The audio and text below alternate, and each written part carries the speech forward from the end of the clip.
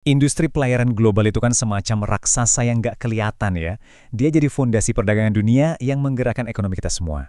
Nah, sekarang ini raksasa ini lagi diambang perubahan besar-besaran yang didorong sama dua kekuatan dahsyat. Oke, yuk kita bedah bareng-bareng. Biar kebayang segede apa industri ini, coba deh pikirin. Lebih dari 90% perdagangan luar negeri di seluruh dunia itu diangkut lewat laut. Hampir semua barang yang Anda pakai sehari-hari, dari ponsel di tangan sampai sepatu di kaki, itu pernah berlayar di atas kapal. Jadi taruhannya di sini gede banget. Tapi sebelum kita ngomongin masa depan, kita harus paham dulu kondisi sekarang. Dan jujur aja, pasar pelayaran saat ini tuh lagi dalam kondisi yang ya cukup bergejolak dan penuh ketidakpastian. Dengerin deh para pakar industri ngelihat adanya sikap hati-hati. Setelah guncangan rantai pasok beberapa tahun lalu, perusahaan-perusahaan sekarang jadi main aman. Mereka nggak mau ambil risiko numpuk stok barang kebanyakan. Jadinya mereka gerak pelan-pelan yang tentunya ngaruh ke kecepatan pengiriman barang di seluruh dunia. Akibatnya, perusahaan pelayaran ini kayak kejebak di tengah badai.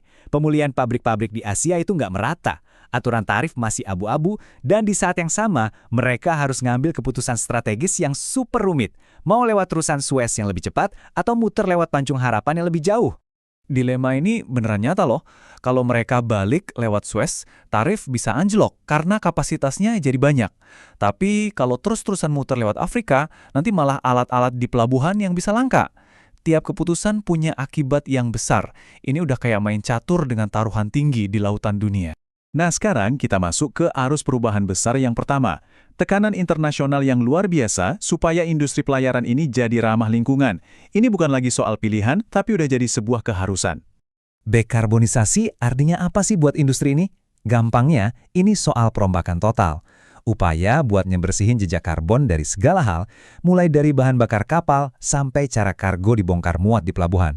Dan ini semua didorong sama peraturan yang mengikat secara hukum. Lini masa ini nunjukin betapa mendesaknya situasi ini. Ini bukan target di masa depan yang jauh. Regulasi Uni Eropa dimulai tahun depan. Area kontrol emisi yang lebih ketat berlaku tahun 2026. Dan kerangka kerja global buat emisi nol bersih dimulai tahun 2027. Waktunya udah mepet. Dan ini dia dokumen intinya. Nggak perlu pusing baca detailnya. Tapi yang perlu Anda lihat di sini adalah dokumen resmi dari Organisasi Maritim Internasional. Ini bukan sekedar rekomendasi ya. Ini adalah peta jalan yang mengikat secara hukum, lengkap dengan target spesifik tiap tahunnya, yang memaksa seluruh industri buat beradaptasi, berinovasi atau, ya, ketinggalan. Dan target-target ini makin lama makin ketat. Pengurangan emisi 4% di 2028, naik jadi 8% di 2030, dan lompatan besarnya di 2035, harus turun 30%. Tekanan buat berinovasi di teknologi hijau ini bakal makin kencang dalam 1 dekade ke depan. Oke, sekarang kita pindah haluan ke arus perubahan besar yang kedua, revolusi teknologi yang digerakkan oleh digitalisasi dan kecerdasan buatan, atau AI. Kalau keberlanjutan itu satu sisi koin, nah ini sisi lainnya.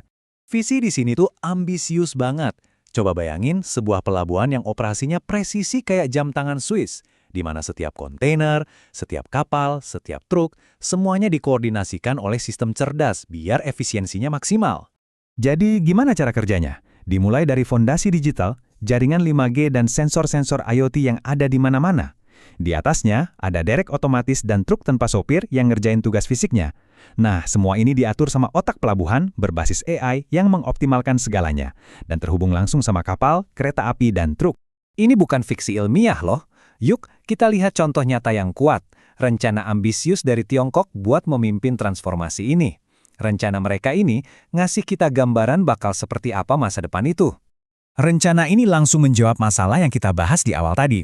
Masalahnya, pelabuhan macet. Solusinya, bangun terminal peti kemas otomatis generasi baru di pusat-pusat perdagangan utama mereka. Mereka bukan cuma nambal masalah, tapi mereka bangun ulang sistemnya dari nol. Skala komitmennya ini luar biasa. Ini bukan target kecil-kecilan. Mereka menargetkan peningkatan volume angkutan antar moda, yaitu mindahin kontainer dari kapal ke kereta api dengan mulus, sebesar 15% setiap tahun. Dengan membangun infrastruktur canggih ini, mereka bukan cuma ngejar efisiensi, mereka lagi bangun fondasi buat mendominasi jalur perdagangan di masa depan. Nah, sekarang mari kita satukan semuanya. Karena bagian yang paling menarik itu bukan cuma soal arus hijaunya atau arus digitalnya secara terpisah, tapi bagaimana keduanya ini bertemu dan saling memperkuat satu sama lain. Ini dia, inti dari semuanya. Keberlanjutan dan teknologi itu bukan dua tren yang berjalan paralel. Mereka adalah dua kekuatan yang menyatu, yang bareng-bareng mendefinisikan ulang masa depan pelayaran global. Masing-masing membuat yang lain jadi mungkin dan jadi lebih kuat. Gimana caranya? Gini deh, logistik pintar yang didukung AI bisa ngerencanain rute paling hemat bahan bakar, yang otomatis ngurangin emisi.